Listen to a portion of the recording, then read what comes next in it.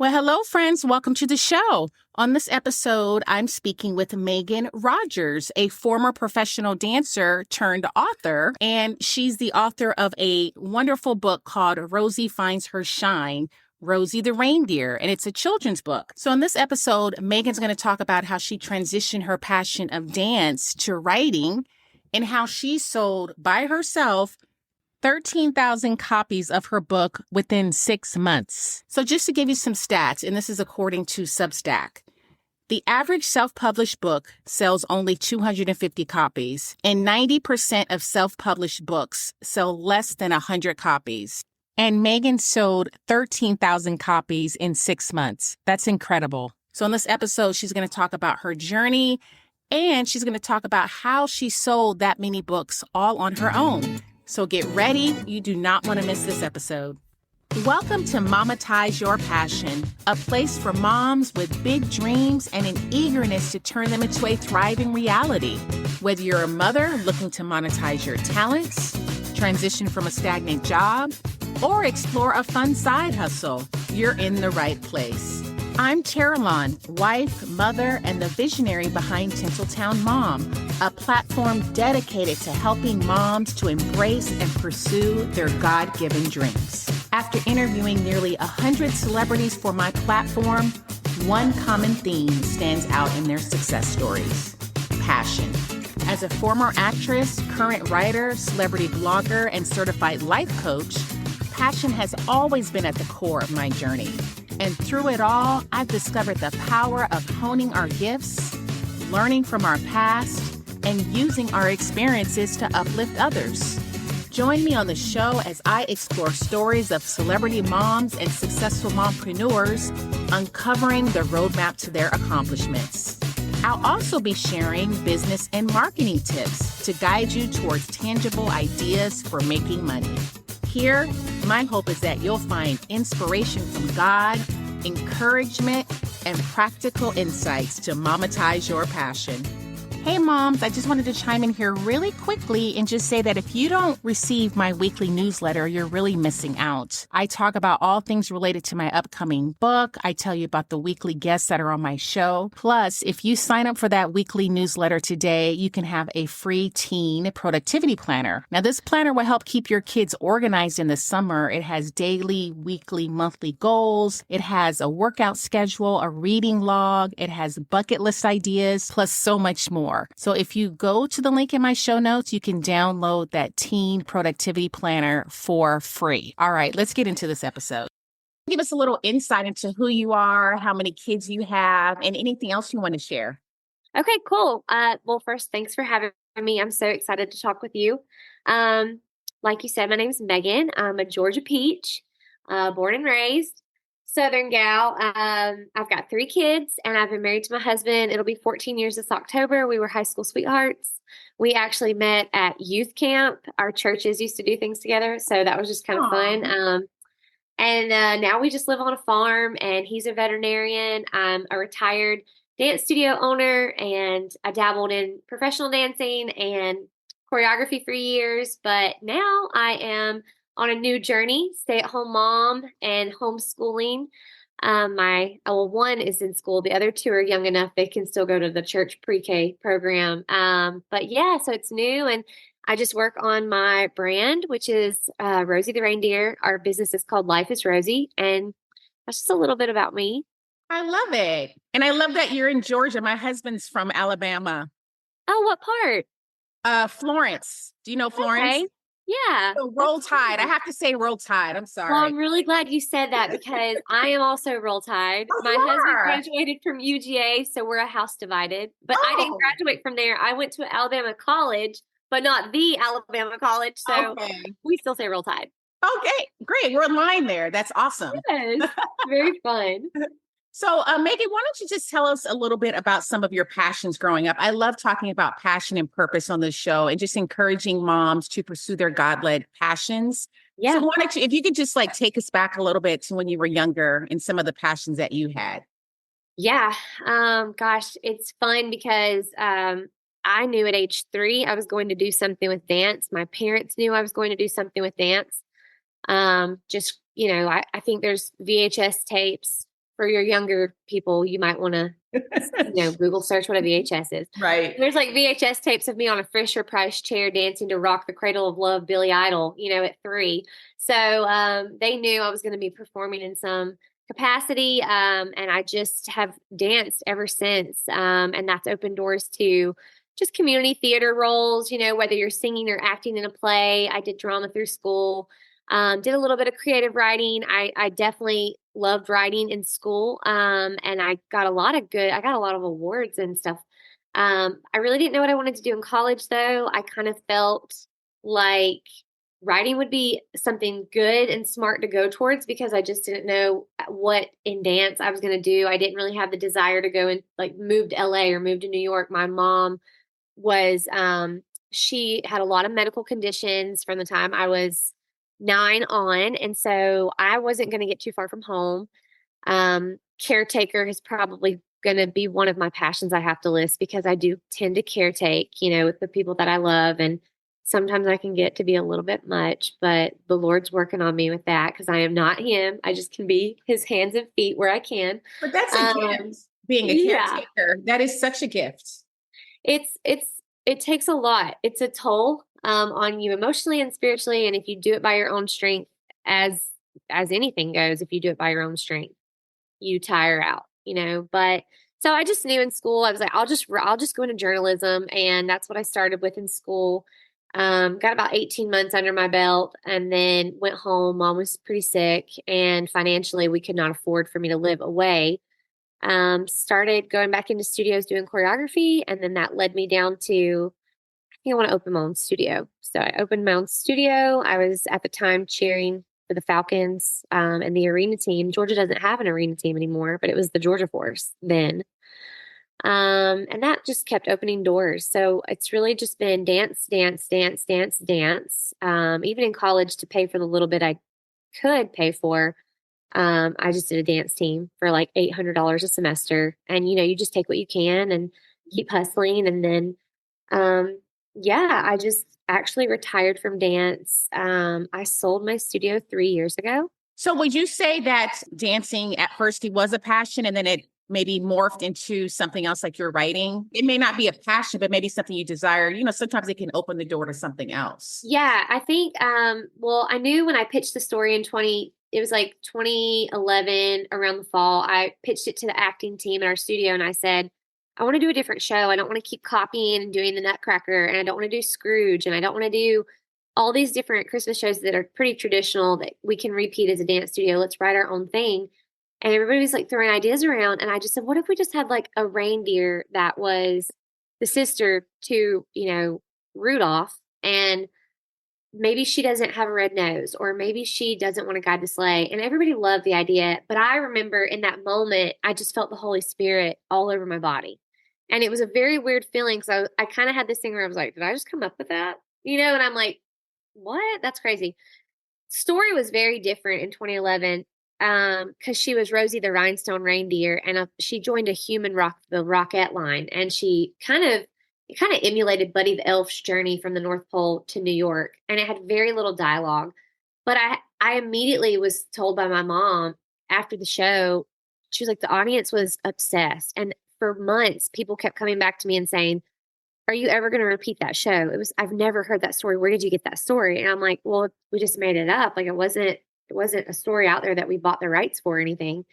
And my mom was like, you need to turn that into a children's book. And I was like, Mom, I can't do that. And she's like, you need to pray about it.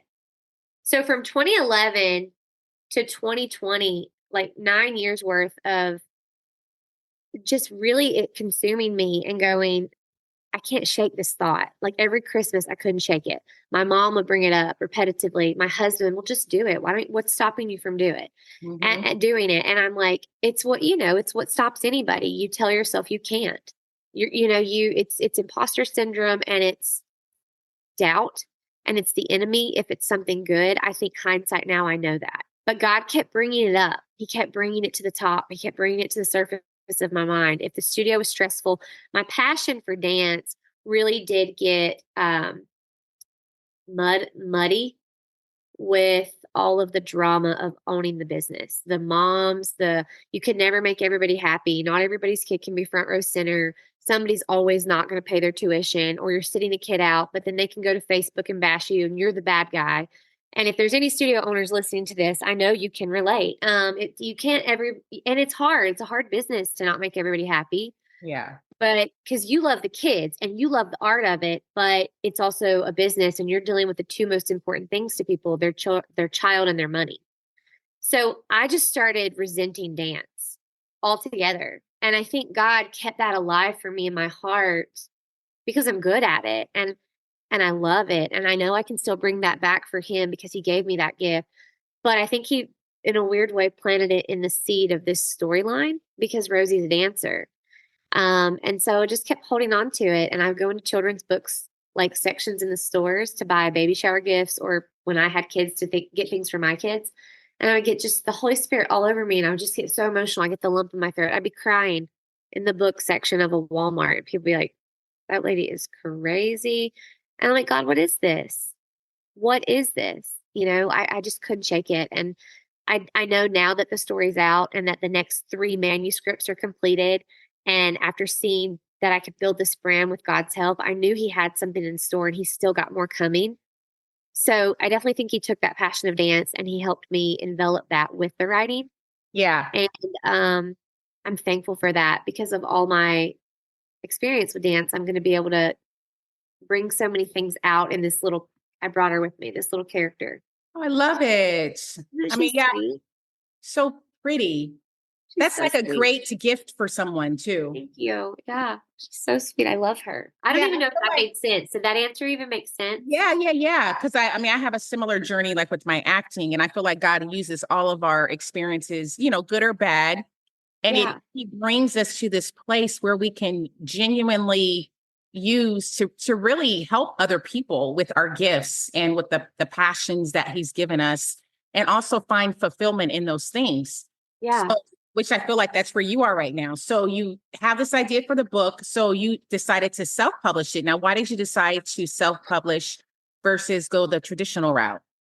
Yeah. Oh, that's a good question. I get it a lot. And I just tell people both are good routes. I think the self-publishing thing has really become more of a big deal. Yeah. But I didn't know that was an ongoing becoming a big deal thing. I was green on everything. So after the story was chopped up, after I took the manuscript, chopped it, basically redid it, just kept the character, redo the whole thing. And I'm like, who and what do I do now? Who do I give this to? I just hired a writing coach. And I think that was one of my best moves, which we can talk on that later when we talk about strategy and things. But she's like, okay, well, do you want it self or traditional? And I said, what's the difference? And she said, well, if you self-publish, you control everything. Like you are going to self-market. You are going to be the person doing a book tour. You're the person, you're funding this. You have to meet your own deadlines that you set up with yourself. And then whenever you want to go, you go. Whenever you don't, you don't. Mm-hmm. She said, if you go traditional, chances are between 2 and 3 years, this manuscript will sit on a desk, or you'll continue to query, and it'll sit, and you could be forgotten about. Somebody could take you on. If they do take you on, chances are they're going to want to change something. She said, you just have to expect that, whether it be, we don't even like the name Rosie, or, we don't like the way this sounds, or we want to change it to that. And she said, so you just have to be ready for those things. And she said, it's a beautiful thing to traditional publish. If you want, they're like a larger platform that can push, they fund your books, you're getting a royalty. So it's just, what's the saying? It's like 6 of one, half a dozen of the other. Yeah. And I just she said, don't answer today. And I said, no, I can answer. I said, my mom is in this story. Like this feels like my blood is in this story, in a way. I'm like, she's here. She's in the illustrations. Like she's in my mind. She's in my heart. She's behind the character. Right down to the fact that Rosie wants to be a princess. My mom loved the Rockettes. That's why we did the Rockettes in the show. She loved them. And I was like, I don't think I want to let anybody change those things. And she was like, okay, if that's your thing, then you can absolutely be successful at it. And I was like, cool. let's do it, And Yeah. I did try to, I did 2 years of selling on my own and I got really sick the second season because I took on like 41 bookings in 5 weeks Wait, and I what got a kind of kid. bookings? What kind of bookings did you take on? Oh my gosh. You would laugh. I mean, if I told you, I mean, if they would have called me, if somebody would have called and been like, "Look, we're down here on Dixon Road doing a yard sale Saturday morning, 9 to 11. You want to come read to some kids?" I'd have been like, "Yes, I'll be there." Like I've Wait, read I'm sorry, Megan. We have to back up. Now, were you doing these bookings all on your own, or did you have an yeah, yeah. agent or a publicist at that time? You were doing it all on your own? All on my own. Yeah. And so tons of schools, sometimes two a day, then get two in person, then come home to a virtual. Um, I did Christmas corporate events. I did hospital readings, churches, private schools, a lot of virtuals, Yeah. daycares.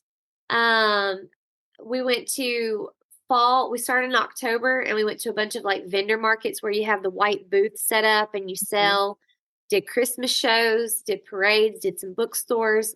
Even the local bookstores had a hard time letting me come in to do the signing. They were like, nobody knows who you are. I'm like, I fully understand that, but I want to do it, And when you start out and you're doing it on your own, you realize you're like, everything comes at $1. So it's like, well, if you want to do your own book signing here, it's $250 or whatever the price is. And you have to go, okay, or you have to say, I can't. So I just jumped on everything I could. Um, Wow. so by the end of the second season, I was really sick. I had my first kidney stone. I don't know if you've ever had one of those. I've heard about them. I heard they're very painful.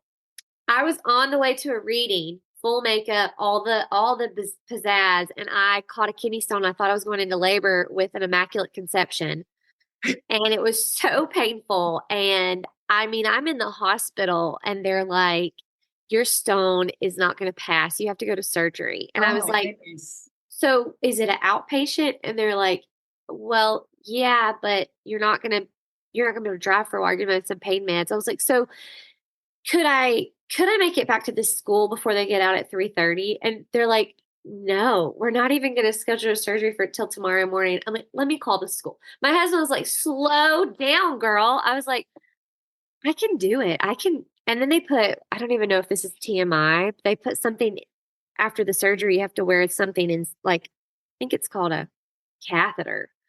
I'm not Mm. a medical person, but it's very painful. And they're like, "You'll wear this for 10 days." And I'm like, I'm in the middle of a book tour. And they're like, "Well, you're going to pee every 7 seconds." What?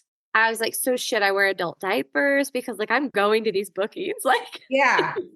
it was way too much. But I Yeah. did it all on my own, everything, every store that we got into, every booking and every phone call and email. And then at the same time, it's like, "And you have 3 kids on the side. By the way, you have 3 kids over here." Oh my goodness. So I To took a back year up a off. little bit, Megan, because some Yeah. people are like, wait a minute, she did all of this on her own, all these bookings. How Yeah. did people hear about you? Well, I have two questions. How did people hear about you in the first place? And then second, did you buy all the books and keep them in stock and then Yeah. sold them in person? Okay. But that's a So lot there too. it was a lot. So we did, have you ever heard of Kickstarter? Yes. So the coach was like telling me you could get some funding for some of these projects. You should look into Kickstarter. And I was like, okay, there are other platforms, FYI, for those of you listening, but I did like what Kickstarter had to offer. All of the platforms pretty much keep a feedback, but I was like, you know what? I feel like I could work this on the back end. I'm not super tech savvy, so I need something very user friendly. And I went with Kickstarter, and when I say like, how your phone has like a million contacts and you could actually go through them and they're like people you haven't talked to in 20 years? Hmm. When I say people that I have not talked to in 20 years, I contacted every person in my contact list, my husband's contact list, my dad's contact list. My dad blasted it at work. My in laws blasted it at their jobs. My husband blasted it at the vet. I had the studio pool. I went to the dance competitions that I had worked for. We actually had a Radio City Rocket. She like wrote an endorsement for the book. So she Wow. posted it, and that was pretty cool because I had some Rockettes ordering from me. And then all of my dance competition people, they all posted. All of my dance community that was like from traveling, they were very supportive of it. Um, my church contacts. I mean, I'm telling you, there's people that probably had me blocked on Facebook from just past Megan, like living pre-Jesus, like me not surrendering. Like we probably had it out 20 years ago, and I'm like, hey, girl, you want to Remember buy my me? book? I'm changed now. Yeah, and even then, I probably wasn't where I'm at right now. It's Yeah. been a beautiful thing what Jesus will do because He's always doing a good work. And it takes time, But I just hustled. I don't know any other way to say it, but it's not all feasible. Like your body needs rest. You still have to parent and be a wife, and you still have to Yeah. spend time with the Lord, and you need quiet time for your own mind. And luckily our first season selling, we only did October to December. And then and I say we, me and my husband, because he would come home from work at 6, we would feed the kids, bathe them, and then we would go ship orders until 2 and 3 in the morning. So you were shipping orders yourself too. Yes, Well, now how everything. come you didn't use like Amazon KDP and I just, did. oh, okay. Yeah, I did the ebook. I did all of that through Ingram Spark, and I did see sales moving on Amazon, but I'm going to be very honest with you. The purchasing the ad space, the writing all the words, the SEO, all the things you do, like I said, that's where I was weak. I'm not tech savvy. I Yeah. signed up for a couple courses. I joined a couple Facebook groups that are like self-publishing groups, and I'll tell you how I feel about them, 50-50. Yeah. There are a lot of things that can be beneficial, and then there's a lot of comparison that you can do when you get and you see what other people. It just depends on where you're at in your Yeah. self-love and your validation journey. Like, are you getting your validation from God? And I think I found out really soon, not you can't fit a mold. Like my mold of self-publishing is not going to look like somebody else's mold of self-publishing because I might have a different contact list than you have. I Yeah. might be open to going on Facebook Live and just being like, hey guys, I'm just talking to you for 25 minutes really quick. Just stop what you're doing. Other people are a little more introverted. So I think for me, it just really came down to, okay, God, what do you want me to do with it? And Mm. how do you want me to attack it? And I got really far off of what he wanted in season 2, which was the 2022 season.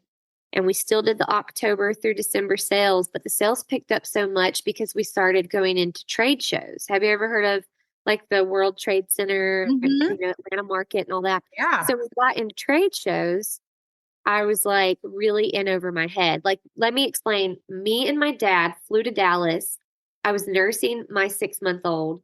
So he was living on my body. And me and my dad are putting together, because my husband was here with the other two, and we're putting together a booth and we're running a 6-day show. And I sold 7,000 books like the first 2 or 3 days. At the And I'm trade called show. at the trade show. And I'm calling Luke going, hey babe, I know you got the kids. Like, I know you're blah, blah. Like, if you could just get like 7,000 books out before Wednesday, that'd be great. And he's like on it. You know what I mean? Like, What? yes, but that's the year I got sick. I just overdid it. I wasn't eating well. I wasn't sleeping good. I wasn't hydrated. And I think truly the 2 days I spent in the hospital with a kidney stone, God, I didn't even turn my phone on. I didn't even turn the TV on. I've Yeah. You never, needed that time to rest. I feel like God slowed you down. he did. And you know what he said? My studio was called The Fever Performing Arts. And I thought I was very clever when my catchphrase for the studio was catch the fever. I thought that was very clever. That is But he clever. was right. But he was like, he took me back. He took me back in the quiet space and he said, hey, remember that time I made it possible for you to open a studio and you had like 250 kids and everything was rock and rolling and you were giving me the glory and you were focused and you were surrendered. And I was like, yeah. He's like, remember those later years when you weren't so surrendered and you were doing everything to compete against other studios, to prove you were the best. You were seeking validation from anywhere but me. Remember when you did it by your own strength? And I was like, yeah. And he was like, do you want to do that again or do you want me to run Rosie? And I just, I just surrendered to him in that moment. And I was like, oh God, I mean, I don't want to cry, but it was just so real, his Yeah. voice. And I was like, you're right. I'm going to mess this up because I'm imperfect, you know, and I can't see his ways are higher than mine. I can't see it. So I was Hmm. like, okay, God, what are we doing? And we finished out that book tour, what we had booked. I had to hire two girls to go read for me because I was so worn out that I just hired a couple ladies and they were like, I can do this. I can read. And they were great, such godsends. And then we sat down in January of 23 and we were like, okay, let's try one more wholesale for pre-orders. We'll do a pre-order show in February. And that way we're not hustling October through December. We'll send these out in the summer. And I went and I paid like $10,000 for the show and we did not make one sale. Just to back up a little bit, because there's some moms listening who may be thinking about self-publishing a book. Yeah. But the idea of buying all these books in advance seems like a daunting feat. Yeah, it's scary. Like I'm in the process of self-publishing a book, but I don't plan to pre-buy them, even though I know that's a great strategy. Was it Yeah. because of your Kickstarter program that you were able to buy all of these in advance? Yes. You set your budget and then Kickstarter lets you pick the timeline. They'll make suggestions. They'll say, hey, we suggest not going over 10 days or whatever. They might change it up. But I selected a month because I wanted to give myself time. I just knew how many activities we had as a family in the summer. And I was like, I need a month if I'm going to market this. Mm-hmm. And I set my goal really low, like $5,000. And I think we ended with like 13.7. It was crazy, but I was able to use a month to promote on Facebook, on Instagram. I could reach out on email, reach out on contacts. I sent my link directly to a lot of people. And then I would contact some friends who had big platforms. Like I have this one friend, Allison. She has this amazing boutique with like thousands of followers online, Jules and James Boutique. If you're listening, you should look them up. And Allison blasted it for me. And we just, it really helped. I will say with Kickstarter, there are some setbacks with you do have a fee you pay the company, so you can't count on that total exactly what you're seeing. But and you have to fulfill the orders with tiers. So like you might say you get a book and a doll, or you get a book, a doll, and a printable download. So you do some more back work, but you can keep it simple. Honestly, you can. But that did fund the first 10. What did I buy? I bought 2,000 books. I got 1,000 hardbacks. I got 1,000 of the softback, like the paperbacks. I would not recommend paperbacks. That's my opinion. They don't sell as well to like boutiques. If you want to go that route, when we were at vendor events, people always pick the hardback. But when I go to school visits, parents choose the paperbacks. So we'll say that. So once I learned that, I shifted my selling or my purchasing strategy to I'm going to buy all like more hardbacks in bulk. And I actually did just put it all on credit cards at that point when we first started because I realized I was going to go through the 1,000. So then I went and got like 3,000 more on a credit card. And then I started buying my paperbacks through Amazon because they could price. I mean, their price was higher than if you were to do offset printing, like overseas. Mm-hmm. And I really couldn't find an American printer that could give me a good turnaround time, honestly. So, or like a price point. I couldn't really meet the price point for some of the American printers, which I hated because I was just too small. If I were bigger, maybe so. But Amazon offers you it's called, what is it? Author's copy price. Yeah. And you can purchase up to 500 at a time. And it's a very quick turnaround. So I just started buying all my paperbacks through Amazon and letting them ship to me in 3 days. So in 23, after we crashed and burned at that wholesale show, I just took some time off and I was like, okay, God, you told me to stop. I got to focus. What do you want me to do? And then it was in March that I attended my first writing workshop. I had never been and it was a little overwhelming, but I was like, I want to try something new. So they had like 15 agents that you could pitch to your manuscript, and it wasn't supposed to be a completed work. Well, I only had my hardback book and my doll in my purse. And I was like, I'd like to pitch to an agent. And a girl was like, well, do you have a manuscript? I was like, no, I have a done, like it's a done deal. We've already sold like thousands of copies. And she's like, oh, you can't do that then. Oh, And I was like, well, is it a paid thing? Like I pay $50 and I can pitch? And she was like, yeah. And I was like, well, I'd like to pitch. I was like, I'm fine with it, even if I'm not supposed to. She said, but why?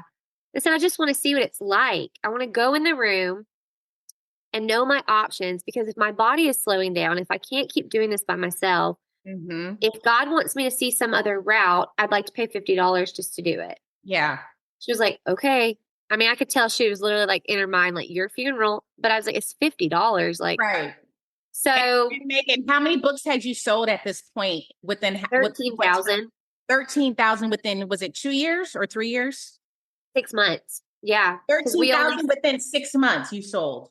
yeah, because we did October to December for 2 years in a row. And then we cut the website off through the season. Wow. Okay. So now continue. Now you got your $50. You're like, I'm pitching one of these agents. Yeah. I was like, I'm pitching. And it went great. I mean, I just the if anybody has an opportunity and you want to try that, just try it. I mean, like it doesn't hurt anything to just try. The worst Yeah. thing that can ever happen is someone just tell you no and you move on. I would rather have somebody say no than me not ever know what they were going to say. Yeah. Because they can You give you know, so feedback too on your pitch. That's what exactly. And cases. I sat down with a wonderful lady named Kristen and Kristen Toretti, and she's an agent with Martin Litt in Atlanta. And she was lovely. And I said, I have nothing for you. I have nothing to pitch new. I just want to practice pitching. So I'm going to act like my story that's already been published, I'm going to act like it's a manuscript. And can I pitch to you? And she was like, I've never had anybody do that. But yes, I was like, well, let's do it. So I just pitched. I was like, Rosie is Rosie the reindeer, she's the little sister of the most famous reindeer of all, and she doesn't have the bright, shiny red nose, and she doesn't want to guide the sleigh. She loves to dance, and she's got to figure out a way to find her own shine and kind of step out of her brother's shadow and get her parents on board. So she goes through this journey, and when Rosie steps into the audition, she realizes she has a lot more, shine about her than she thought. And Kristen was like, "That's it. Tell me more." And I'm like, "Oh, well, you have to read the book." She was like, "What?" So I pulled the book out. She's like, "You have the book here?" So she read it and she immediately looked up my socials, asked me about my selling record, asked me who was distributing and helping me. I was like, "It's just me and my husband." She was like, "Can I just say you could possibly get this picked up even though it's been self-published? It depends." She was like, "It's a long shot, but if you did get picked up, it would at least put manpower behind you that could do your marketing and they could fund the books up front." And I was like, "That's what, if you think we should try it, I'm willing to try it." And she said, "Well, you would have to take all your books down and you would not be allowed to sell while you're under submission. So you have to think about that." I said, "So you're telling me Christmas of 23, if no one's picked me up yet, I can't sell my book." She was like, "You can't sell your book." So Wow. we had to pray about it. We prayed about a month and then we decided to do it because Luke was like, "Rosie's not done yet." He was like, "Do you think she's done?" I was like, "No, she's just getting started." And he was like, "Then there's no harm in pressing pause and just seeing if God wants to go this route." And no one picked us up. We had some feedback, but it just kind of felt like we were a little bit too Christian for some of the secular publishing houses, and we were not Christian enough for some of the Christian publishing houses. Mm-hmm. So in knowing those things, it was so clarifying. Yeah. God was like, "I'm going to do a new thing. Like you don't have to fit this mold or that mold." Yeah. So we took that year off and it was great because now I know I don't want to just sell a book and a doll. I want to sell an experience. Mm-hmm. And I want people to come to me for that experience. And I was telling you before we started the podcast, I want this to be a vessel. Like all of the stories that we have lined up for the Rosie brand, they're not parables, Yeah. but they're promises in the word, and we can get those in kids' hands. Yeah. Wow. I love that story. So you are back to doing it yourself, of course, with God, but you don't have the traditional backing behind you. It's still you doing it yourself, correct? Yeah. No Okay. traditional. We're Yeah. doing it new. We hired a team this year. So Okay. this is new. We signed with an independent publishing company. They'll kind of help fund the books up front, keep a portion of those sales as we sell. but it was such a bonus because they ship for you. I don't have to ship out of my basement. Yeah, that's great. Yeah.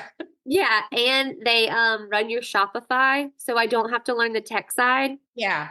It's totally worth it. So they're cool. Their name is Blue Hat Publishing. So we're working with them, and we've just done a new thing. We went out on a limb and we've hired social media teams. We've got an awesome web designer. He's always been with us, Jonathan Drake at Red Cube Media, but he's doing some revamps right now. We are working with a publicist group. So that's very new. Hmm. A very big leap because it's expensive. I'm not going to lie. I mean, you're with the top publicists. I've worked with them before. They're like big time. So, We've been really excited that they even emailed us back. I was just like, hey, we love Candace Cameron Bure. And I oh, see you yeah. work See, I love Candace Cameron Can I Bure. work with you? And they were like, yeah. Candace, if you're listening, you're like one of my favorites. Yes, Candace, we love you. Um, so it's cool but if you are doing this journey, you can do it minimal.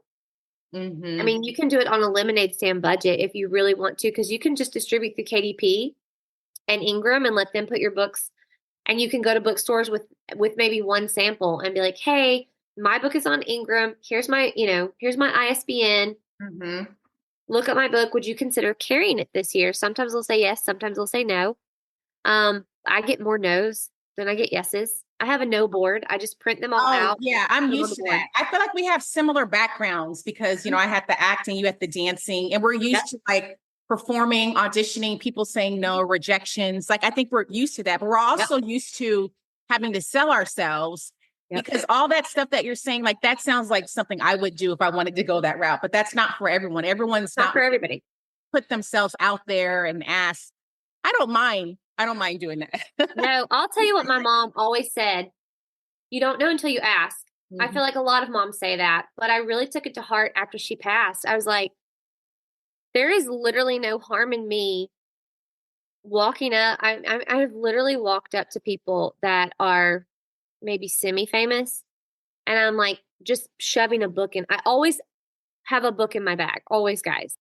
Well, as we wind down the conversation here, like what is in store? Can you just briefly tell us what is next? You have currently one book out. Are you going to have multiple books in the franchise?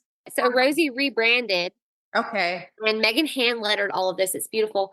But in Rosie's story, it really focuses on her talents and having to live out of that comparison that we all struggle with. Mhm. She finds her shine, and we have a series. So, like, basically, Rosie has a journey, and then she has some things that she loves, like candy cane hunt. So we have like a toddler board book coming out that it's Rosie on her candy cane hunt, so that little kids can find the candy canes, which is something fun that we actually did in this book. There's a scavenger hunt, and kids at schools love that. Like down at the bottom, it'll say like find the 23 candy canes. It's just a trinket, and they love going back through the book and finding that special candy cane. So it kind of gives the book like double reason to buy it if you're Yeah. on the fence about it. So, but in the series, we've got a male character. That manuscript is completed, and the promise that we kind of pull out, he's an unlikely character, and God will use the unlikely if we are willing. It doesn't matter what it looks like we're capable of. I never would have thought I could do this book, but I had to make myself willing. I had to say, okay, God, like I surrender. What are we doing? And so that character kind of has that storyline. And then, yeah, it's like a whole North Pole that we've created that no one's actually thought about or really like, dived into, I guess. Yeah. So I just don't feel like I can release those things though until we really make a big impact and a big splash with this first story, which is why we rebranded. So July 1st, we're going to kick off pre-sales for the second edition of Rosie Finds Her Shine. I love it. Now, where can people find you, Megan, if they want to know more about you or buy your book? Yeah, well, we've got a really, like I said, awesome website, a little bit of construction as we shift over from Square to Shopify and things like that. But it's lifeisrosie.co because apparently the com was taken. Who would have known? Apparently, we're running out of comms in the world. And then we've got really good socials. Our Instagram, lifeisrosie.co. Like there's a couple underscores. All of those are linked to our website, Facebook and TikTok. I don't know what's happening on our socials anymore because thank you, Jesus, we hired a team and I am learning to let go of things. If you've ever read the book, Who Not How, if you haven't read it, I suggest it. Who Not How. If you have read it, this is where a lot of this season is coming from for me, is finding the who's who are good at, like, what is the gift that God gave them to do? Where can I just, like, take my hands off and go, okay, y'all roll with it. So socials are really good, and we're going to do a little book launch form because I saw yours and got inspired. Oh, good. So I'm going to work on that to promote it, and probably a little private Facebook page. I've seen a lot of authors do private events, and they make it like a countdown to their launch. And so you'll invite people, like their guests, to a party. Mm-hmm. So I think we're going to do that as well, just to get people revved up. We've got some fun new products coming out to help fund the project, like new pajamas, and the new doll is going to come out too. So we're really excited. Awesome. I hope you learned something today. If you did, I would love to hear from you by way of an encouraging review. As you know, this platform is meant to be a blessing to mothers, so any support you give would be so appreciated. Until next time.